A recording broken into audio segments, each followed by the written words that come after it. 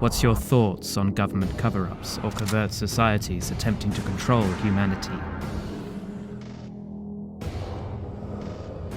Do you believe in ancient astronauts, intergalactic communication, or extraterrestrial visitations? Ever had an experience with disembodied spirits or the paranormal universe? Are these subjects fact or fiction? Each week, Tony and Eddie explore these unbelievable realities and beyond. Exclusively on Truth Be Told. Hello and welcome to Truth Be Told with Tony and Eddie, where we believe in experience becomes truth. I'm your host, Tony Sweet, and joining me now in studio is world-renowned psychic Eddie Connor. Thank you, Tony, and hi, everybody. As we all know, DNA is an intricate and amazingly important aspect of our lives as human beings, and it answers lots of questions all the way back to who our actual ancient ancestors are. Today, we're speaking about DNA results, Akhenaten, and Paracas. Joining us is world-renowned archaeologist Brien Foerster. Brien has been on Ancient Aliens, numerous radio shows such as Red Ice Creations, Coast to Coast, Fade to Black, Project Camelot, and a new U.S. video series called Unsealed. I know, and he's always busy. And guess how many books he has, Tony? How many? 16. Oh, my lord. His first book is a brief history of the Incas, which led him to writing the other 16 books. You can learn more about this world-renowned archaeologist, Brien Foerster, by simply going to his website, hiddenincatours.com. That's hiddenincatours.com. And for now, please put your hands together and welcome Brien Foerster.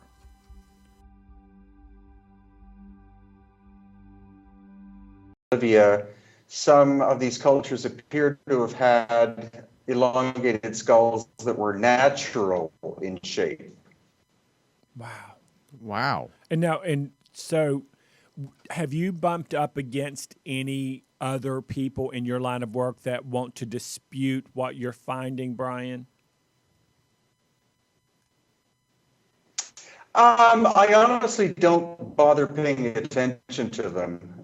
Smart. Because I to battle with me. I don't see the point. Right. So I think in general, archaeologists tend to ignore me, and those that I'm in contact with live inside boxes of thought. And so it's pointless in me trying to argue or influence them. They have their viewpoint, and I collect data.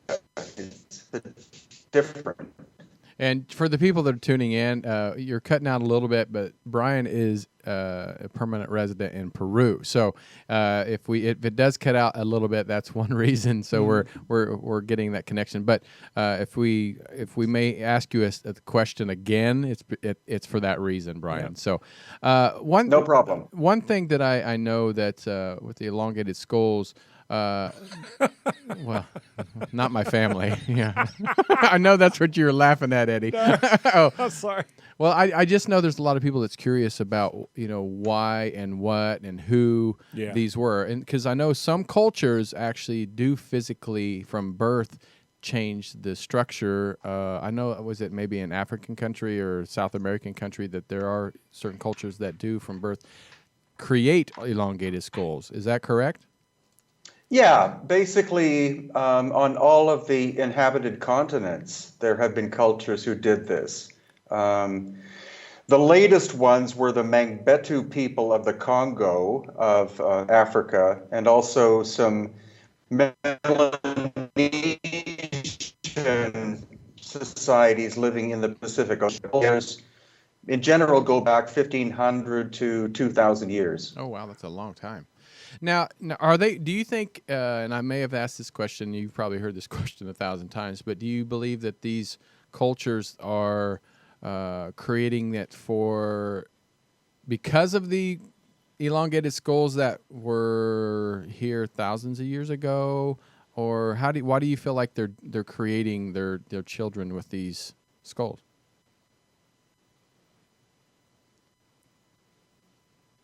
You there? Uh-oh, did we lose you?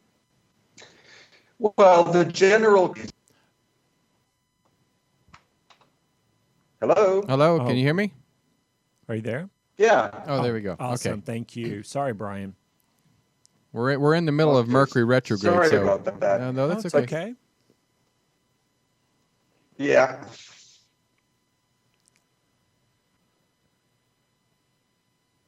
Okay, we're gonna. Yeah. Let me just try to. Let me do something real quick. Is this video? Yeah, this is video. Yeah. So what we're gonna do is Okay. let me just call you right back. We're gonna see if maybe a connection. Maybe sometimes if you hang up, call right back. So we're gonna call you right back and just see if that'll help the connection. Okay. Yeah, because we want to make sure Brien, we hear him because he is so amazing in his work that he does. I know. There for a second, he sounded like he was singing a duet with Cher when she was doing the Cher bot. So we had the Brian bot. It was actually pretty cool. Under the Atlantic Ocean. There you go. So let's see if we can get him back on. Yeah, and while Tony is doing that, we're going to be talking with Brian about DNA results, the Akhenaten, first time I've heard about it, and actually possibly pronounced it semi-accurate. But then wait, there's more. He's going to be talking with us about the Paracas. All right, so we have Brian back on. So let's fingers crossed that we can get this going. So to finish your thought before we do talk about these other subjects, that you said these cultures that creating elongated skulls, and then we got cut off there. So let's go ahead and finish that conversation before we move on to the next one. Okay, well, the commonality around the world is this was only the elite class of a society. Oh. So they wanted to distinguish themselves from what the average person looked like. And there were three main reasons why they did this. And again, this is many different cultures. One is they thought it made their children more intelligent. Two, they thought it made their children more, or that it was an aesthetic thing that made them more beautiful looking. And number three, that is what the ancestors looked like. Oh, there you go. Yeah. That's it right there. And that makes sense. And maybe that's why Beverly Hills, they do big boobs and big lips. I don't know.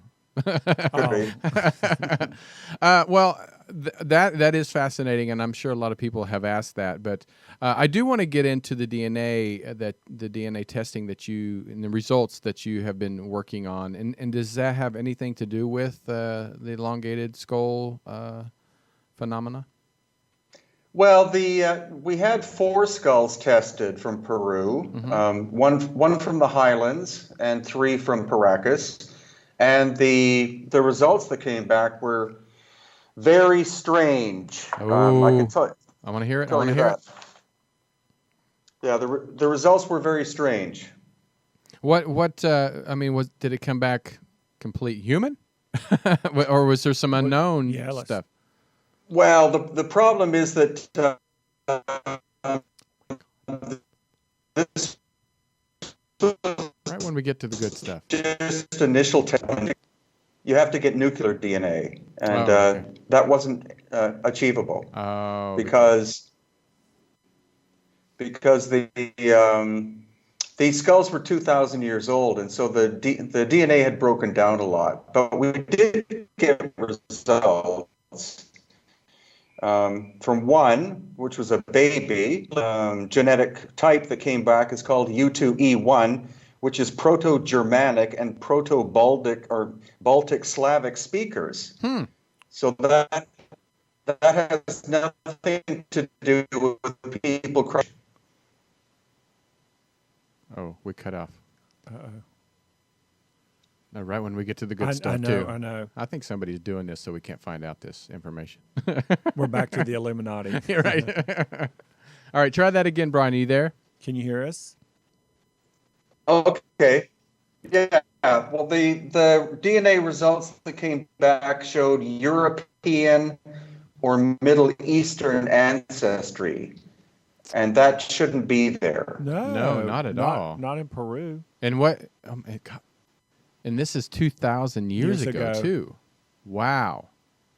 That's right. So, I mean, how come we haven't heard this in the news media? Because this is crazy. That's a new revelation right there. Yeah, and why? I know. Yeah, why does mainstream media not want to cover extraordinary things like this?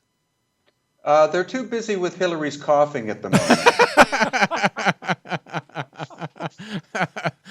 Oh gosh, that's hysterical. That's hilarious. But that's true. the truth. I Yeah. mean, they're directing us in over at that tiny cough, so that we keep our eyes and ears off the things like what Brien is bringing to the table.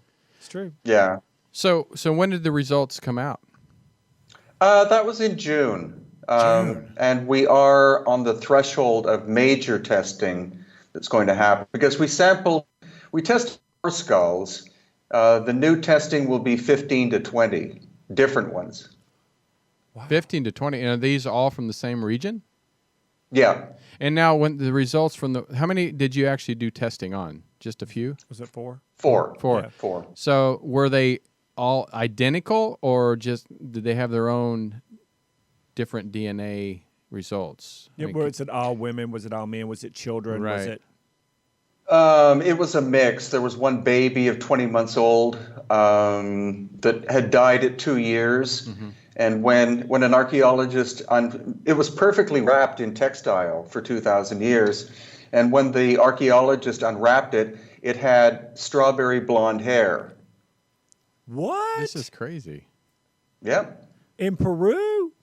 Yep. Eddie, that might have been your relative. There are no strawberry blonde-headed people running around Peru. No, not 2,000 years ago. Absolutely not. Everyone was the beautiful coal black hair, dark eyes, swarthy complexion. Now, in any of the DNA, did it show any mix of local DNA at all? Well, unfortunately, the results were limited, and so the predominant genes that came out were European/Middle Eastern. So that's why we have to expand to 15 or 20 more. Yeah, because that's significant. That's huge. Oh, it's very huge. So I'm almost baffled right now. I don't even know what to ask, I know. Well, just based on that little piece of information with the testing of the 4 and what you found already, what is your hypothesis, Brien, on how? Let's say that you go in and you test another 20 or 30, and then you find out there's all of these other nationalities within each of the DNA strands. How, in your opinion, do you think all of those people via that DNA got to that location? That's a great question. With the 3 that were Paracas, I'm looking at commonality of a route somewhere between the Caspian and Black Sea. So that's, between Europe and the Middle East of 2,000 plus years ago. So I think what happened is that these people were probably a ruling class of some kind, and they were invaded by other people and were forced to flee. And so I think they got on ships and they sailed east into the Indian Ocean and then the Pacific Ocean, and their descendants eventually made it to the coast of Peru. That's fascinating. That is amazing. So I'm curious, though, a lot of the other skulls that have been found, did you say just one or two that have had the sandy, blonde, reddish hair? Yeah, the strawberry blonde hair. It was the baby. But were they others? Were they dark complected hair or?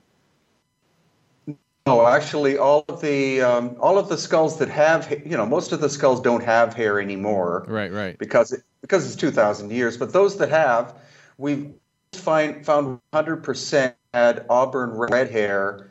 The baby being a kind of exception with blondish red.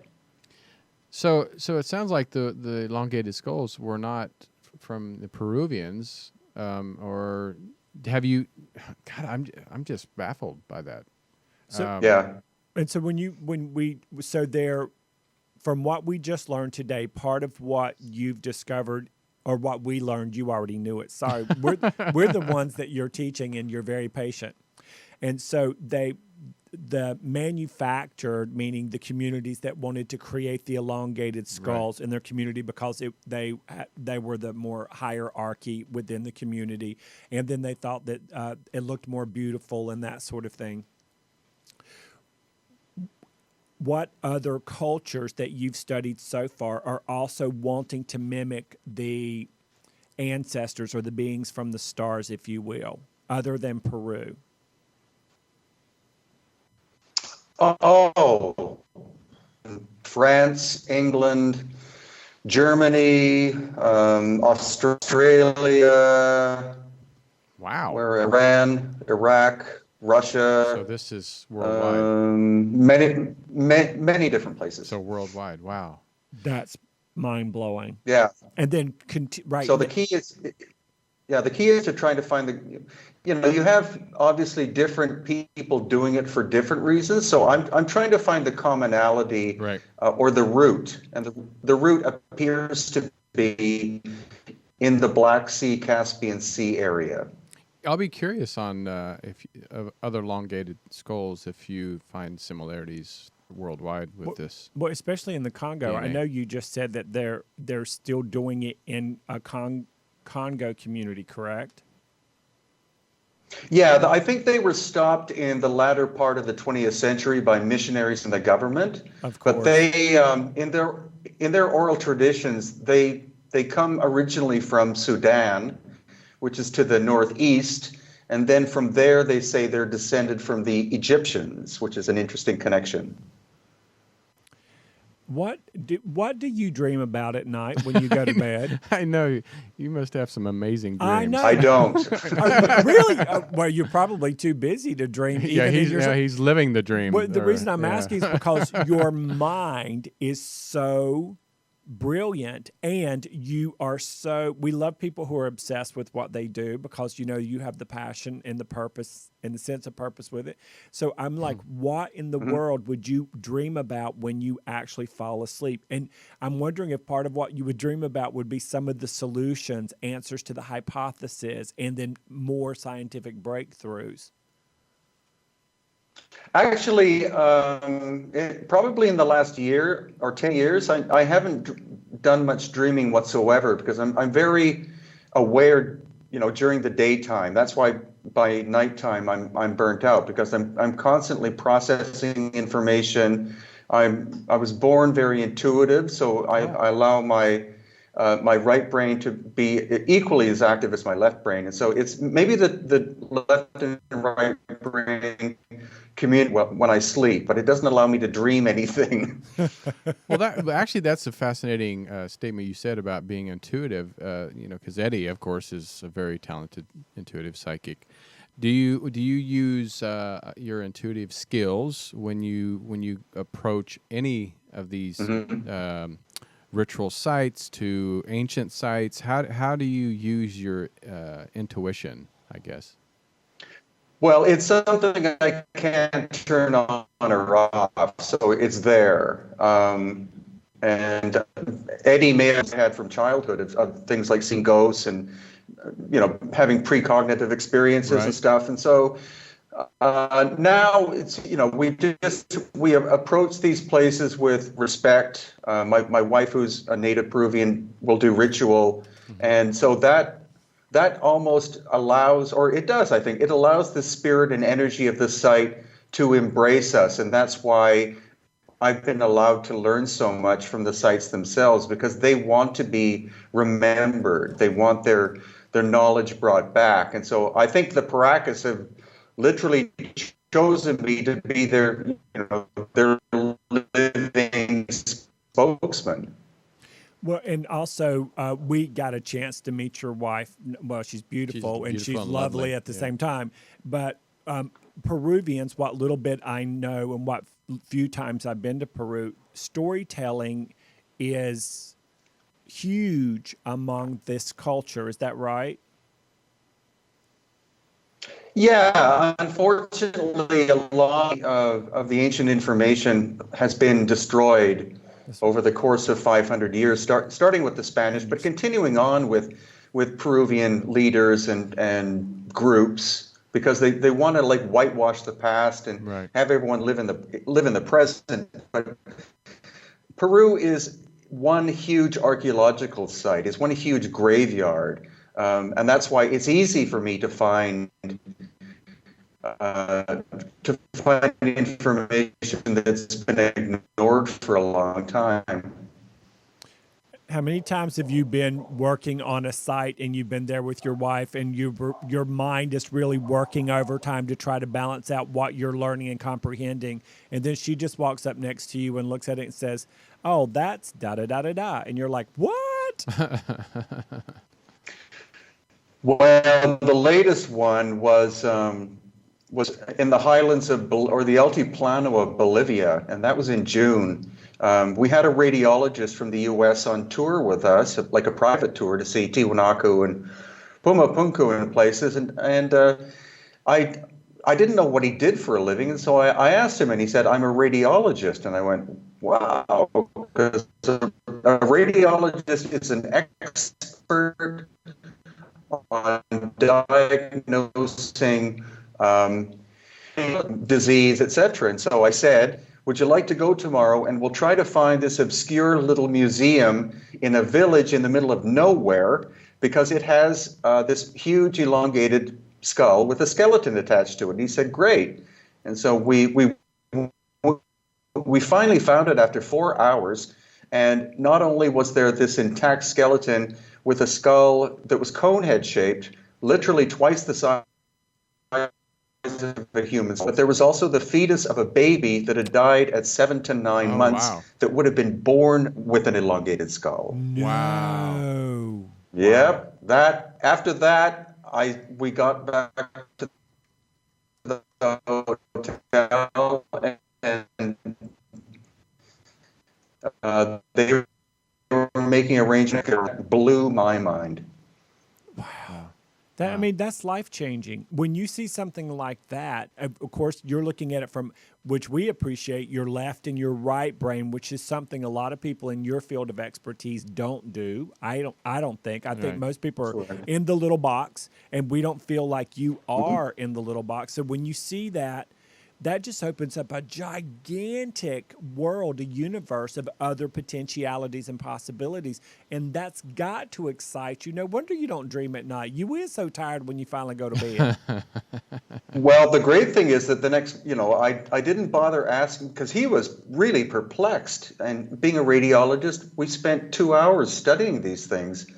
And so on the way back to the hotel, which is 3 hours away, nobody spoke.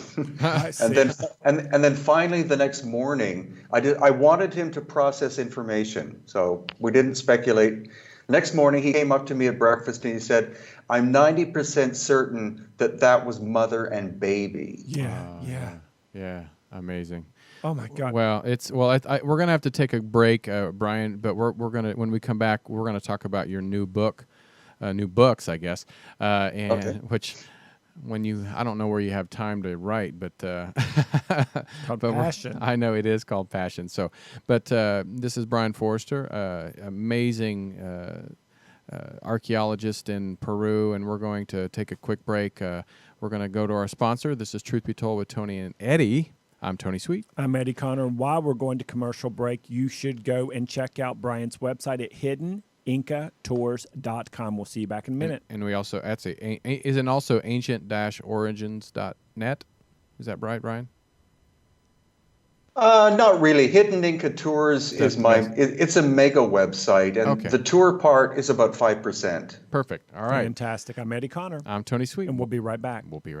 United States Pharmacopoeia, USP, sets the standard for most food supplements and are used in over 95% of all vitamin and mineral supplements in the world. The problem is that these products have never appeared in any living tissue. They're created in laboratories and are not recognizable to the body's metabolism. Grown by Nature products are different because they use renatured ingredients, proprietary blends of essential vitamins and minerals, with cofactors of proteins, lipids, and complex carbohydrates. Over 50 studies have been conducted on renatured nutrients, and over 20 have been published in peer-reviewed journals proclaiming their superiority. As a result, Grown by Nature vitamins and supplements are now recognized as simply the best available. Call 877-817-9829. That's 877-817-9829 and order your Grown by Nature products today. We are what we eat, and since we are of nature, we should eat foods in their natural form. Only Grown by Nature offers a full line of renatured nutrients. Call 877-817-9829. That's 877-817-9829 because not all products are grown by nature, but they should be. Do you suffer from anxiety, from depression, maybe even chronic pain? Well, listen up.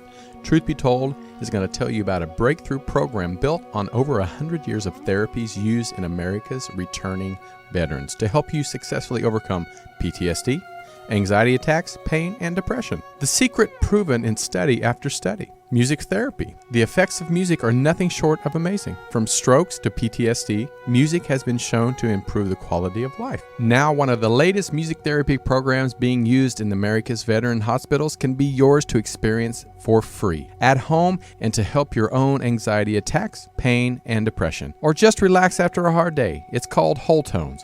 It takes music therapy to a new level. This revolutionary program makes use of specifically designed frequencies that have been shown to stimulate your body's natural healing power down to a cellular level. If it works for battle-scarred vets, can it work for you? Well, experience it for yourself for free at sweetwholetones.com. Like Tony Sweet, that's SWEET. Go to sweetwholetones.com. Now enjoy the show.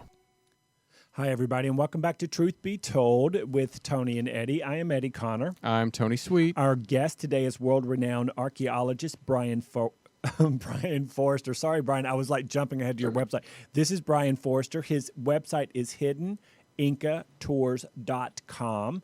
And go there and check out all of his remarkable stuff. Like you said, it's like a mega website, and it's got all of the information. And Tony and I were privileged enough to get to meet Brien in person. We get to meet lots of lovely people here on the show, but we got to meet him at Contact in the Desert. And it was 116 degrees. He had been there all weekend, and he was fresh and happy and excited and thrilled, and always getting the information out to the world. And now Mr. Tony Sweet's got a question for you, Brien. I just want to know, and one reason you're here is to find out you're writing some new books, and we want to find out what you're writing about and why these subjects.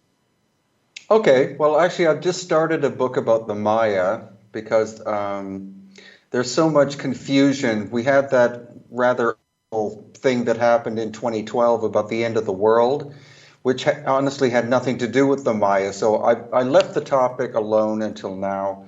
I've just started that one. I'm also almost at the end of writing a book about the Paracas elongated headed people. And recently I published a book about the Egyptian ruler Akhenaten. Oh, yeah. So why the Akhenaten? What was it about him that fascinated you to write a book? Well, I find him the most mysterious and interesting of the pharaohs because he was very conscious of what was going on in Egypt at the time. Egypt had been corrupted by what was called the Amen priesthood. They controlled finances, they controlled the royal family, they controlled religion, etc. And so when he was growing up, he was basically just going to be groomed as a puppet ruler, and he refused to accept that. That's why he actually changed his name from Amenhotep IV to Akhenaten. He moved the royal city from Thebes to a new location. He allowed art to flourish, and he depicted his family as having elongated heads. There you go. That's why. And how they all tie together. Yeah. That's fascinating. And when did he reign? He was the 18th dynasty. 18th. Oh, so that's been a while ago. Well, like last year? I'm just kidding. So have you ever had I'm sure you have. I know because you and Stephen Mailer go to Egypt together sometimes. So did you guys work together on this, or was this your own kind of research?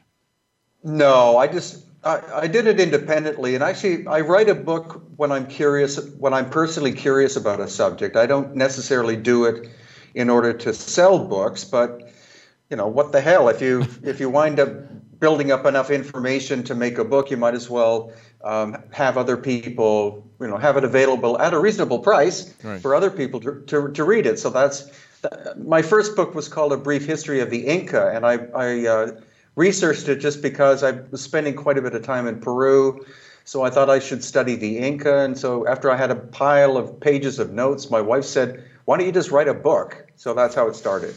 Your muse. I know. So, okay, so what was one thing that you found fascinating or information you didn't know about Akhenaten that you didn't know before you wrote the book? Well, he was very much adept at what is called the mystery schools or the hidden knowledge of Egypt. He was very much a disciple of the ancient knowledge, and rather than keeping it quiet, as in mystery school, he decided to present it to the general public. And that's why the art form changed from, the pharaohs looking like they're all mighty and muscular and, holding a sword or something or a weapon. He told his artists, present me as I am. And so they made him look androgynous, like a pot belly and, almost half feminine looking features. And he didn't seem to care. He seemed to be spiritually above that level. So he said, paint and draw what you see. It was a real renaissance in Egypt in terms of art. The artists were allowed to do much more natural looking things rather than hieroglyph city all over the place. And that I found very curious. Also, again, moving the capital city, which I knew about, but actually Stephen and I went to the location and we found out that it's actually a megalithic, super ancient site. So he knew that it was very ancient and built his new city there.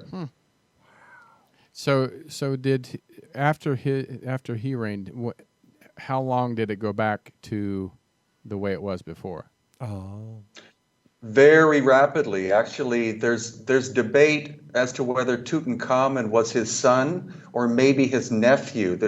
We're not sure that he was his son, but Nefertiti and Akhenaten and the 6 daughters, which they always write about 6 daughters depicted with elongated heads. They were murdered by the Amun priesthood, and their bodies were probably cut into little pieces so that their spirit could never return or go anywhere. And then automatically Tutankhamun was presented as being the next pharaoh. And it's likely that he became useless after a period of time and was also murdered.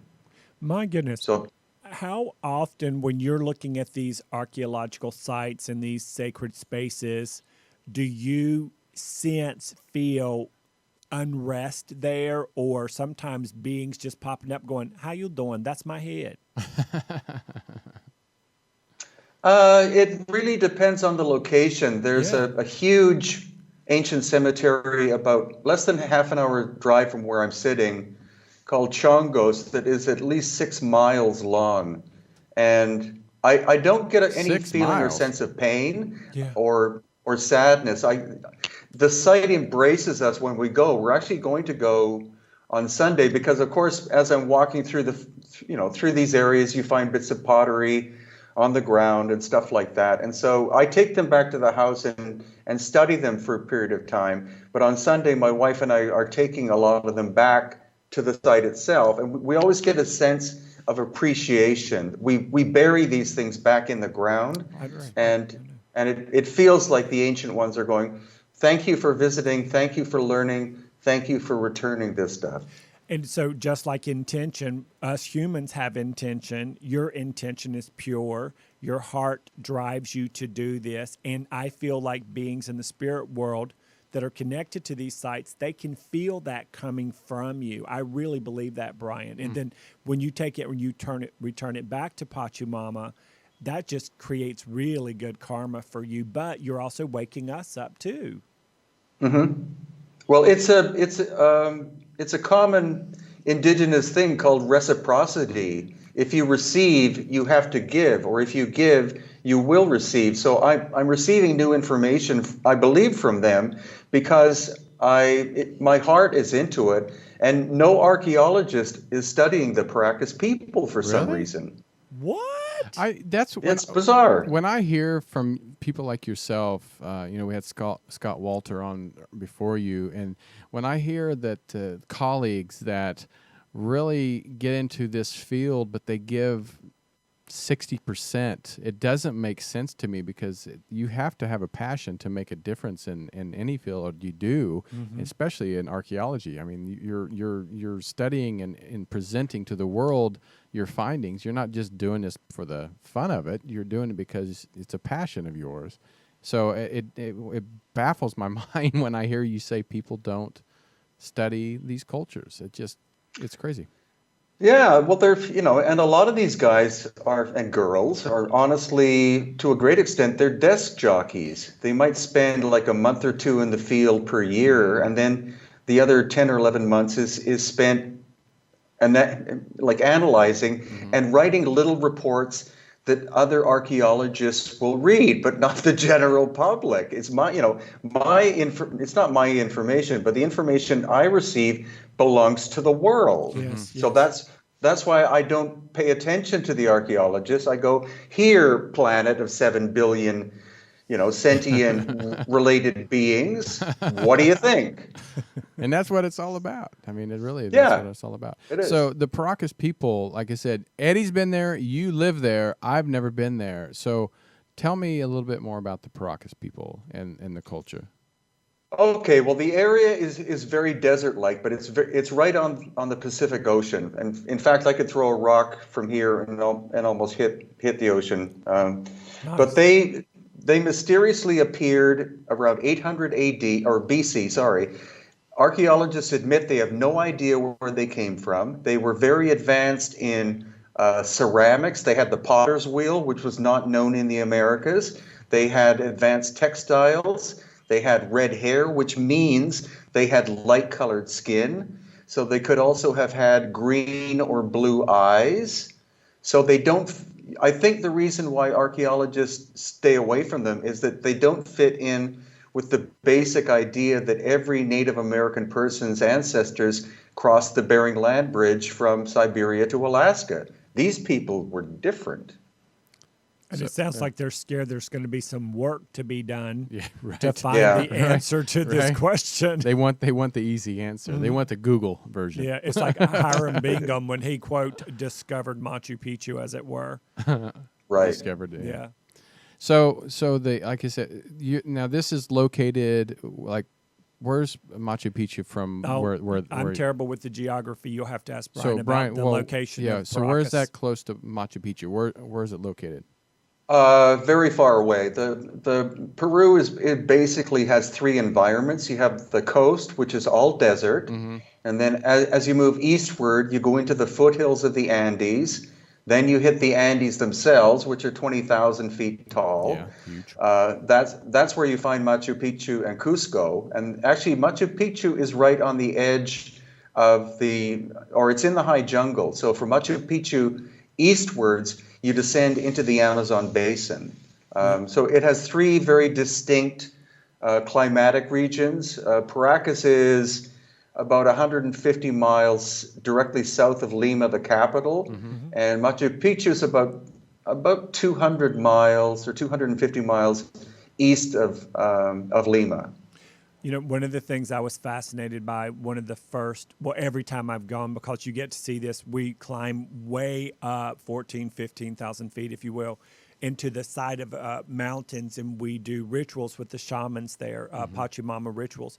And here you are 15,000 feet up, and there are fossils in the wall of seashells and fish. And it's like, what? That was mind-blowing for me. Yeah. Well, the phenomenon is because the coast of Peru is where two of the tectonic plates meet. You have the Pacific plate and the Nazca plate. For millions of years, they've been, one has been pushing against the other, and that's caused the Andes to rise up to the level they're at now. Just like how India, was an island that basically floated for millions of years and then pushed into Asia, and that's what created the Himalayas. And the Andes are still growing, just like the Himalayas are still growing. It's a whole different world unto itself, and something happens when you get to Peru and when you get to more specifically Machu Picchu. Now, I was shocked. The last time I was there was 2008, and then the last time I was there was this May. So in 8 years, I was shocked. I mean, really shocked to see how much more populated and not, if not overpopulated, Lima was. And I mean, like it's like busier than New York City. I'm not exaggerating this. And then we go to Cusco, and I was shocked. I was really blown away.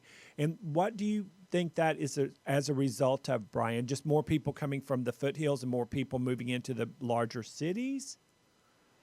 Yeah, basically the problem. Lima is, I'm honestly, it's an awful city. It's 10 million people. Oh my God! Most of them are poor. They're from the highlands.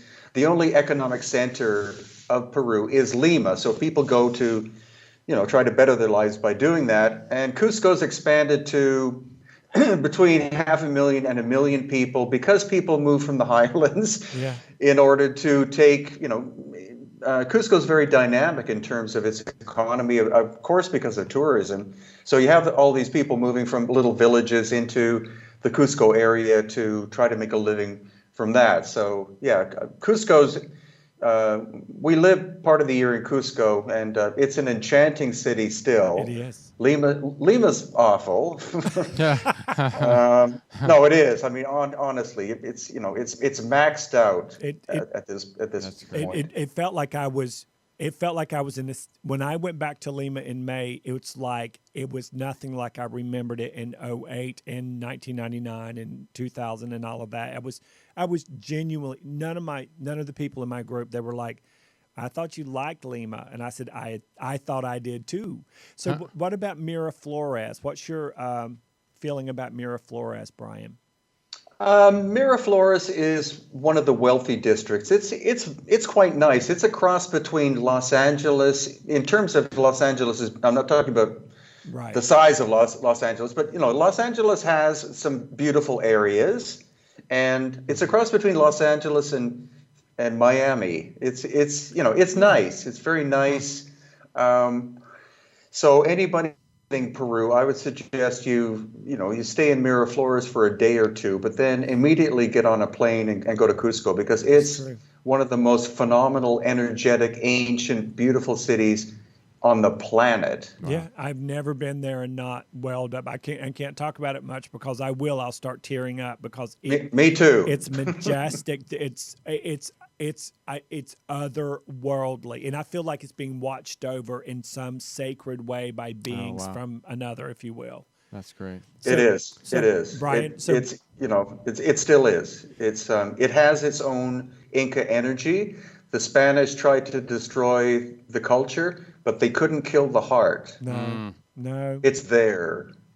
Oh my goodness. No, we have 2 minutes left, Brien. So when are you going to, when you're going to be coming into the Los Angeles area, please make sure you let us know. So we would love to have you here live in studio.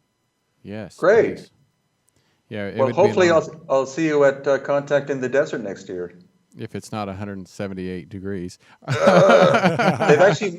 actually moved it to May in order to get away from the 116,000 degrees. That's good. That's smart. I'm like, hello. I mean, how many years have they had it? It's only been 4. And they just figured to move it to May. Well, well, I think one year I think they said it was in August. Well, and that I would have been like, I'm staying home. No, somebody needs to be fired. So, well, Brien, thank you so much. Again, you are amazing. Great information. When's the books coming out, or are they out already? I'm sorry? Oh, I'm sorry. So when's the books coming out? I don't know yet. I just published the one about Akhenaten, so I'll probably wait for at least a couple of months for the Paracas one, and the Maya one might take a year. I'm not sure. Right. Well, awesome. Again. And then everyone, please go to Brien's website. It's hiddenincatours.com. That is hiddenincatours.com, and check out everything he's doing. He's got 16 books, more on the way. He does everything, and you're going to fall in love with him just like Tony and I have. We sure have. And thank you, sir. We really appreciate it. Thanks, Brien. And you're going to be back again. Don't worry. Okay, and 852 YouTube. Yes, follow on YouTube. Great YouTube channel. Oh, wow. 852 That's fantastic. That's a lot. videos. I don't know where you find time to do this all. We have like 300 and something, and this is what we do. So you do a lot more than just, All right. Well, thank you, sir. Thanks, Brien. We'll talk to you soon. Always an honor, you two. Thank you. You got it. Take care. Thank you. Bye-bye. All right. Well, Eddie, once again, we want to thank everybody. And so the people that tuned in, and we're going to have him back because we did have a connection issue. Yeah. And so it was kind of hard at the beginning. The last portion actually went really well. We got to hear the information. So, but yeah, check out his YouTube channel. It's a great channel, and I think you're going to really enjoy seeing his research and read his books and all his information that he has out. But until then, come back every week. We have another great show for you guys next week. October is all paranormal. We're going to be doing a lot of paranormal stuff. Also known as Scaranormal. Oh, that's good. I think we're going to do that. Let's make a. Why are you talking naughty? Oh, what, like that? That's not. Well, that wasn't naughty. That was a little like you should be serving pastry somewhere, making a flower arrangement. All right. Well, it's time to get out of here. Anyway, join us on where YouTube, iHeartRadio, iTunes, You got a recording all now, that remember. stuff. Yeah, I forget about that. All right, Bless I'll his shut up heart. and just get out of here. Truth be told, with Tony 880. I'm Tony Sweet. I'm going to go. I'm out of here. Bye, y'all. Bye. Hey, thank you for listening to Truth Be Told with Tony and Eddie right here on Universal Broadcasting Network. Make sure you go to our iTunes page. Just type in Truth Be Told with Tony and Eddie. Listen to us on iHeartRadio. Again, Truth Be Told with Tony and Eddie. And go to our YouTube channel, subscribe, and please leave a comment. We'd love to hear from you. So please support our sponsors and make sure you listen to us every Friday right here on Universal Broadcasting Network from 4 to 6 p.m. Pacific Standard Time. Until then, have a good week.